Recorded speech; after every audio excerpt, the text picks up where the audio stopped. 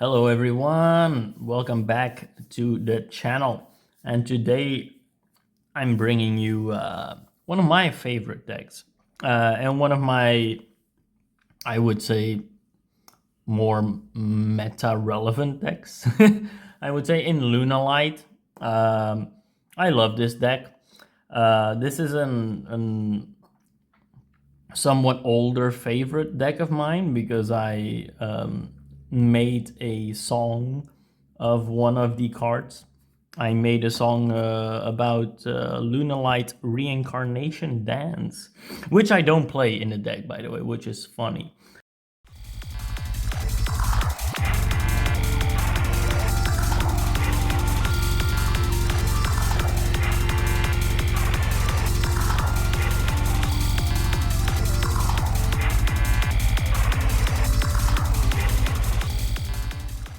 But yeah, let's get straight on into it.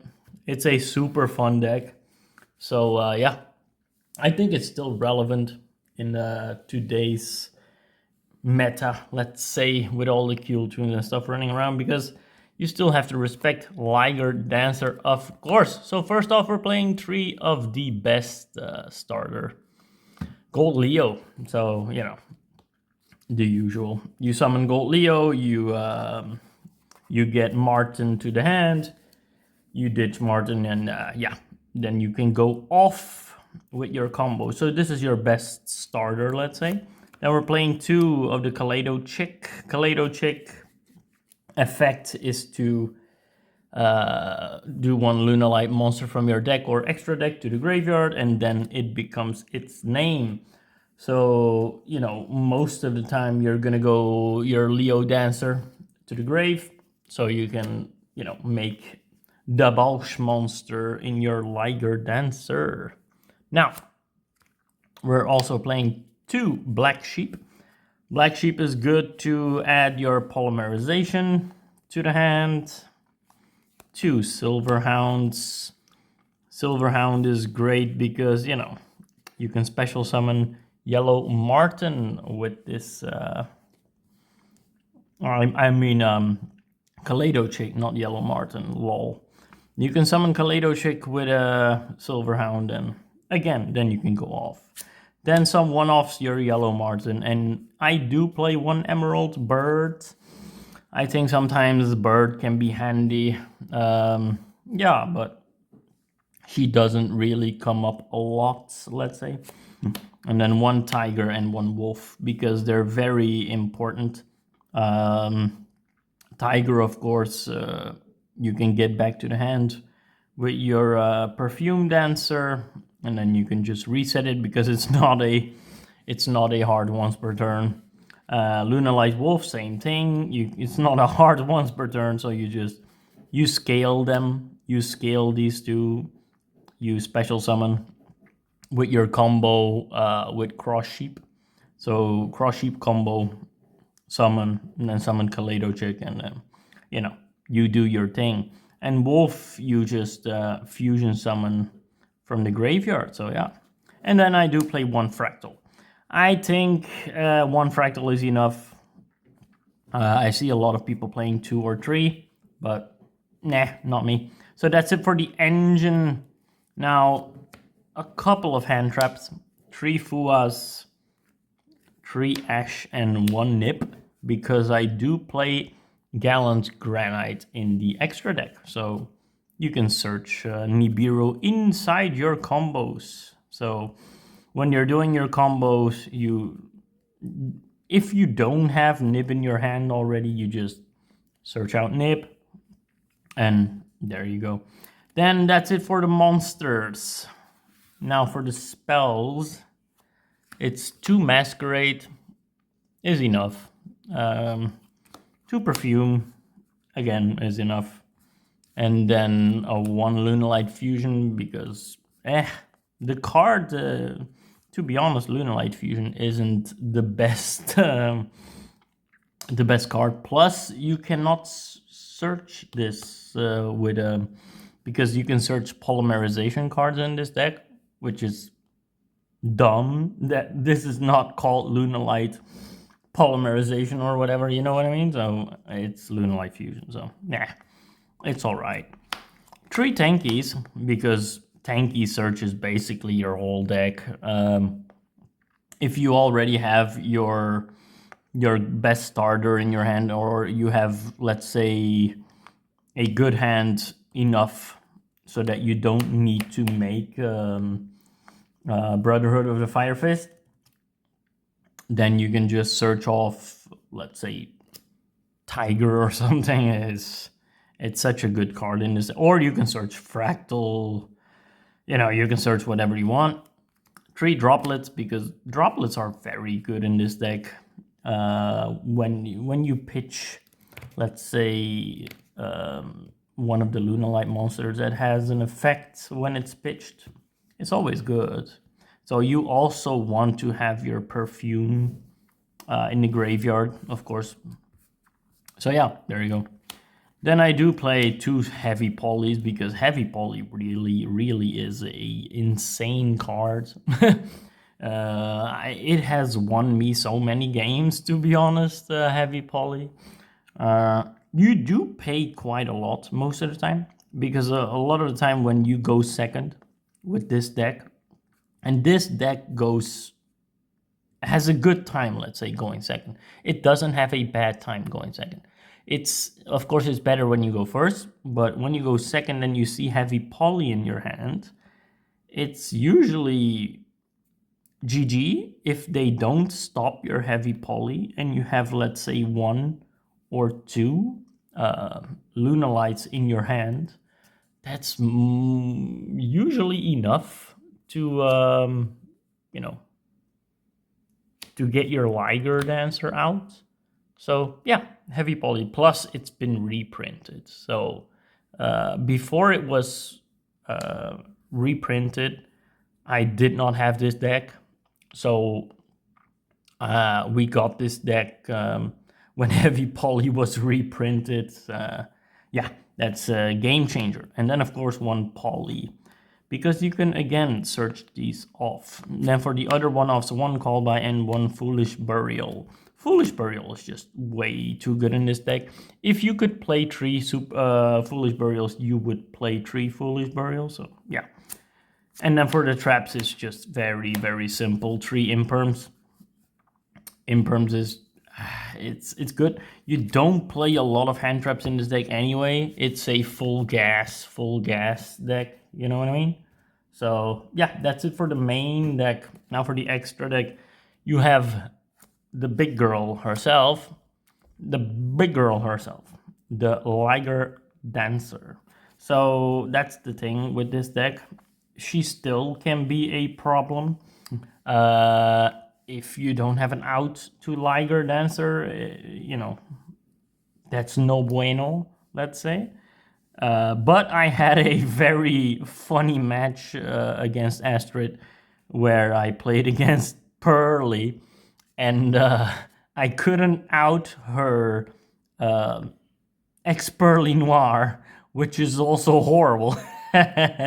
So I was like, okay, let's try Liger. And I was like, oh my god, ex-Pearly Noir is just even more insane than Liger Dancer, and people don't realize how insane that ex-Pearly Noir is. But hey, 2 Liger Dancers, you know, you gotta respect the hustle.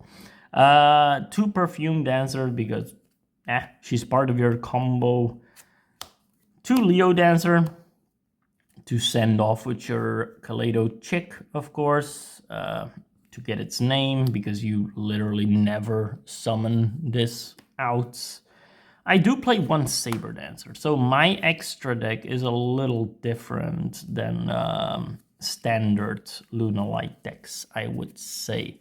So Saber Dancer is quite good. She's helped me in a couple of matches where I needed more attack, because she gains 200 attack for each you know, beast warrior that is banished or in the graveyards. So in either graveyard, I think it's really sad though that it's a common. I really wish that this was a I don't know, a secret or something, or at least like like a super rare. This is a common. Is like, eh. Then I do play one Panther Dancer. So Panther Dancer is for the mirror match most of the time. She's very good. And then I do play one Cat Dancer. Now, Cat Dancer won me a funny game against Memento. One time I was playing against Astrid Wood. She was playing Memento, and I couldn't out her board. So she had a whole, whole setup, and you know how Memento goes. So Memento is just grindy and is very, very, very strong when they have their end board. And I thought of a situation. I really had to think hard how I could get over her board. And then I was like, I can make Cat Dancer. And I can just use its effects because, cannot be destroyed by battle. Once per turn during your main phase, you can tribute one under Lunalight monster for the rest of the turn. This the first time each monster your opponent controls would be destroyed by battle is not destroyed, right? So, and it can also attack all monsters your opponent controls twice each turn. But here's the funny thing. Astrid didn't have a lot of life points left. So if this card declares an attack, so if it declares an attack, you inflict 100 damage to your opponent. Now, that may not seem like a lot of damage, 100 damage. But trust me, Cat Dancer has won me a game against Memento, funny enough. So yeah, that's why I play Cat Dancer, because it really is a tech-ish card. Same goes for Panther Dancer. Plus, by the way, this card is expensive as hell. This card is the second most expensive card in the deck, and I was like, oh my god, it's a common. Look at that. It's a freaking common. And I think it was like 8 or 9 euros here in Europe. It's expensive. And then one Chimera. So Guardian Chimera can be good, but I'm thinking about maybe cutting this. I have no idea if I want to keep Guardian Chimera in the deck, yes or no. It can be good, but it can be literally useless in a lot of cases. You know what I mean? When the new decks come out, because there will be Lunalights in the, as we know, what was it? Speedroids, Lunalights, and something else. I can't remember. Odd Eyes or something. I think Odd Eye, Speedroid, and Lunalight. So when those come out, there will be support for Lunalight. And it's confirmed that there's going to be a new card, at least, in it. So let's see. I think probably Chimera will go out. For the links, I play one Cross Sheep and one SP, because Cross Sheep is legit very important in this deck. That's why, for now, maybe for Cool Tune, I'm going to probably cut Guardian Chimera and probably put a second Cross Sheep maybe in. Because if they, banish your Cross Sheep, your combo will be much more difficult. SP is one of your end board pieces, so yeah. And then I play 3 XYZs, Baguska, the usual.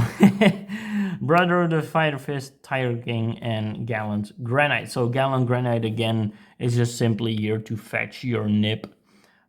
Brother Hit is here to fetch your tanky.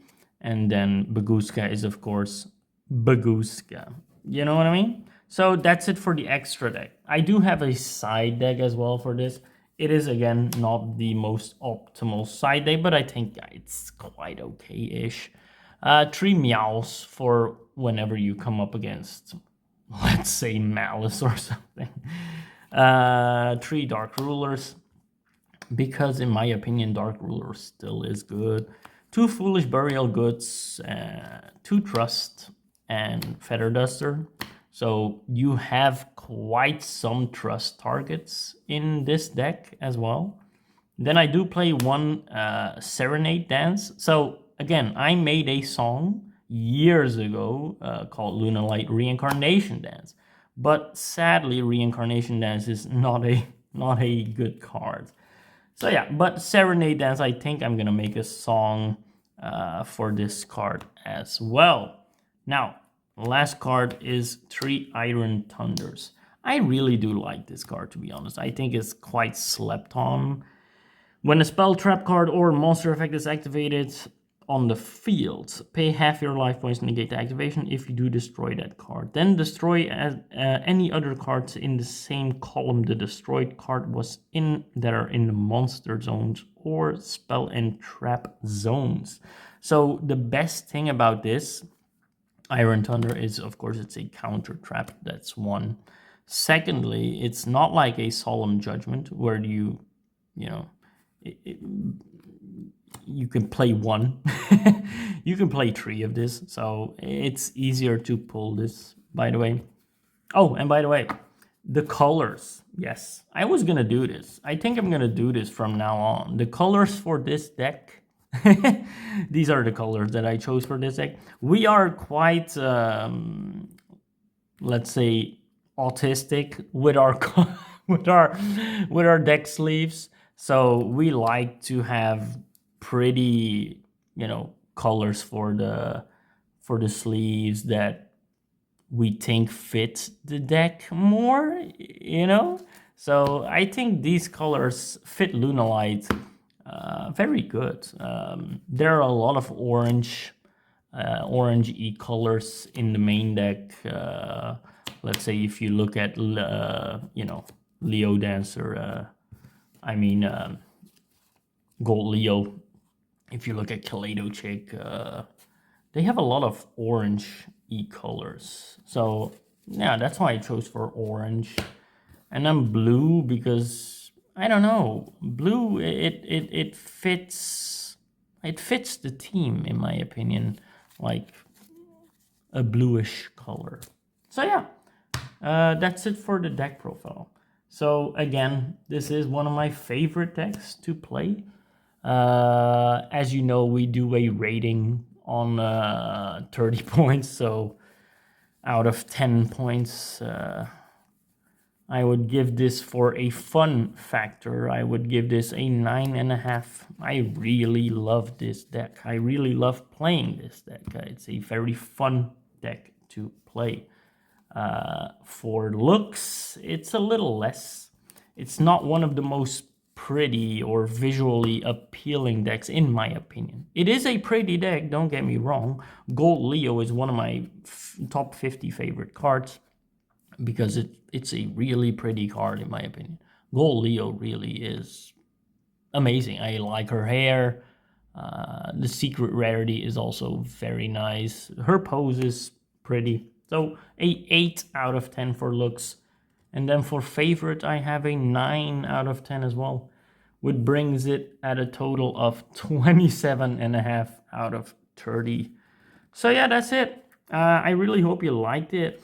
The thing about Lunalights is, of course, it has fallen off a little bit in the meta nowadays because of Qtune and Doomsy and stuff. So, but again, if you know the combos, if you can play Lunalight quite good, I consider myself quite average still at playing Lunalight, but I'm getting better at playing it or playing around. Like I said, the match against Memento that I told you about when I summoned Cat Dancer, that was like a very good play, let's say, just to burn your opponent and, basically kill them with just burn damage, very slow burn damage. It's techs like those that make this deck a very fun deck to play. Now, once you get your combos sorted out, you play more of a semi-control deck. So if you like a perfect mixture of control and combo decks, I would really recommend Lunalight. It is cheap as well, to be honest. Gold Leo still is, I think, the most expensive card in the deck. I can't remember what we bought it for, but I think it was around 15-ish euros, if I can remember correctly. Per piece though, so it is around 50 for 3 gold Leos. So yes, that is for most people, let's say, not budget enough. But with the new legendary decks that are coming, I'm guessing that they will reprint gold Leo for sure. So if you want to wait a little bit to play Lunalight, if you haven't played it already, I would say wait for the decks, for the legendary decks, so that you can immediately build it the best way possible. So there you go. I hope you liked the deck. Sorry for rambling so much because I think this is a little bit of a longer video, but I'm a talker. What can I say? There you go. We hope to see you soon again, and we hope you really like the deck profile. I would say really try it out. It's a super fun deck. There you go. Bye bye, guys. Bye.